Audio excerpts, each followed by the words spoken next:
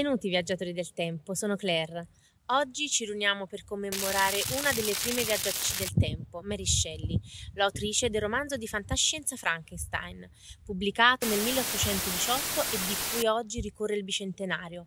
Ed oggi, in questa data particolare, l'8 dicembre, farvi testimoni di una clamorosa e straordinaria scoperta e di un altrettanto straordinario ritrovamento. Dopo la pubblicazione del famoso libro Frankenstein, l'autrice scrisse un secondo romanzo di fantascienza dal titolo ambientato nei Campi Flegrei, proprio l'8 dicembre dell'anno 1818. Ora come allora, i viaggiatori Mary e Percy Shelley furono affascinati da questi territori mitologici, al punto di ritornare in anni futuri con la macchina del tempo, conosciuta anche come Frankenfish Time Machine, varata all'Erici, ma che purtroppo affondò durante il primo viaggio, privandoci di questa notevole invenzione tecnologica, i cui segreti di costruzione sono stati custoditi in fondo al mare insieme al suo eccentrico inventore. Il mare toglie, il mare restituisce, e così oggi Percy III è riuscito come un detective a rimettersi sulle tracce del Frankenfish e ne ha ricomposto pazientemente gli ingranaggi. Durante il recupero tra i fondali marini c'è stato uno strepitoso ritrovamento, quello della scatola nera, ovvero il cronovisore. Oggi vivremo per la prima volta una straordinaria testimonianza di immagini attraverso la registrazione firmata della scatola nera. Cari viaggiatori del tempo, buona visione!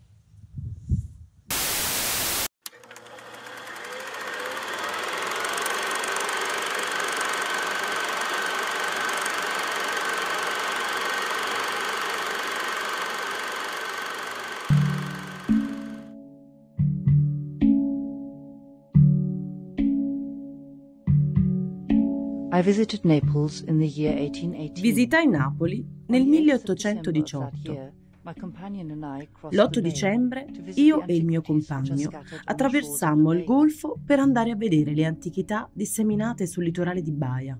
Il sole variegava di sfumature adamantine l'acqua diafana, lucente e calma del mare, che ricopriva i resti, avviluppati dalle alghe, di antiche ville romane. Il mare era così azzurro e trasparente che sembrava fosse stato sfiorato da Galatea con il suo carro di madreperla, o preferito al Nilo da Cleopatra e solcato dalla sua nave meravigliosa.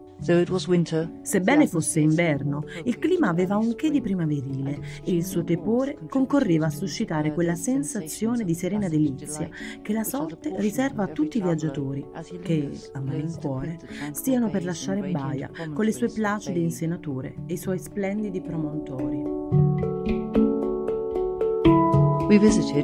Visitammo i cosiddetti Campi Elisi e l'Averno e gironzolammo fra le rovine di numerosi templi, terme e altri luoghi classici.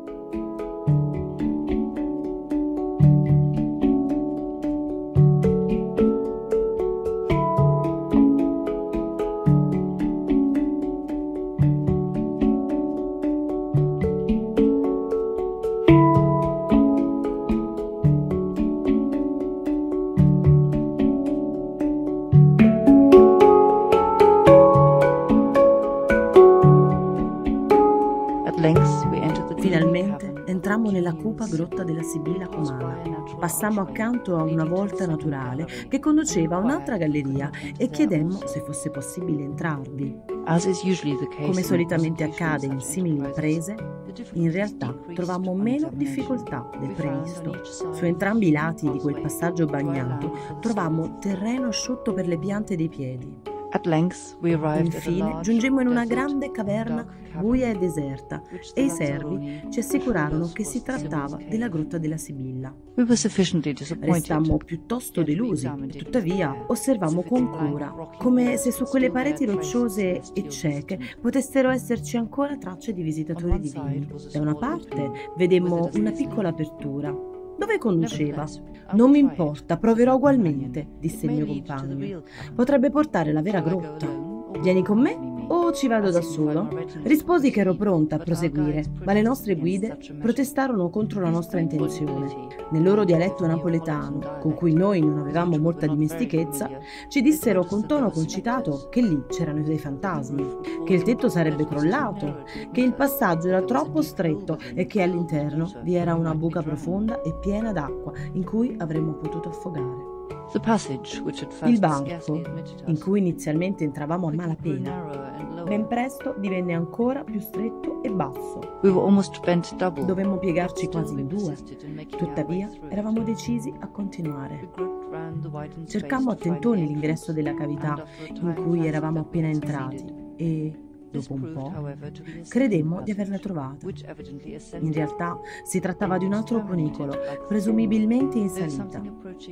Terminava come il primo, sebbene una specie di raggio proveniente da chissà dove vi diffondesse un incerto crepuscolo.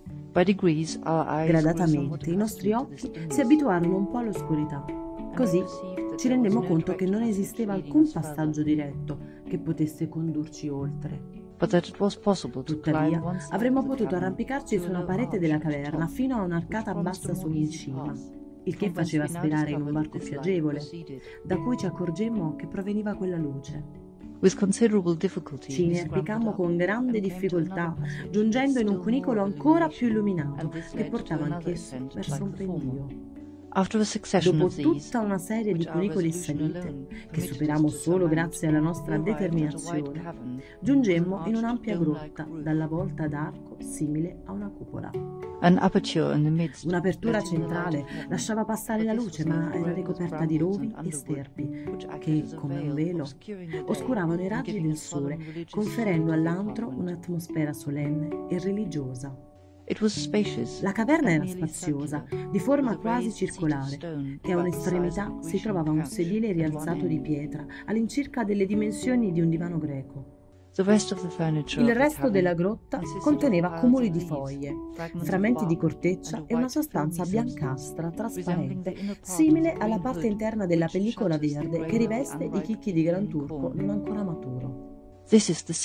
Questa è la grotta della Sibilla. Queste sono foglie sibilline. Guardando attentamente scoprimmo che tutte le foglie, la corteccia e la pellicola biancastra recavano delle iscrizioni. La cosa che ci sembrava più sorprendente era che queste fossero vergate in varie lingue, alcune ignote al mio amico, altre in caldeo antico e geroglifici egiziani antichi quanto le piramidi. Ancora più strano era il fatto che alcune fossero scritte in idiomi moderni, in inglese e in italiano. Per quel poco che riuscimmo a decifrare a causa della semioscurità, esse sembravano contenere profezie, resoconti dettagliati di avvenimenti accaduti di recente, nomi ora ben noti ma allora attuali, e spesso su quelle pagine sottili erano riportate esclamazioni di giubilo o dolore, di vittoria o sconfitta. Si trattava certo della grotta della Sibilla. Scegliemmo in fretta alcune delle foglie, le cui iscrizioni potevano essere comprese da almeno uno di noi due, e quindi, con il nostro tesoro, dicemmo addio a quella grotta buia.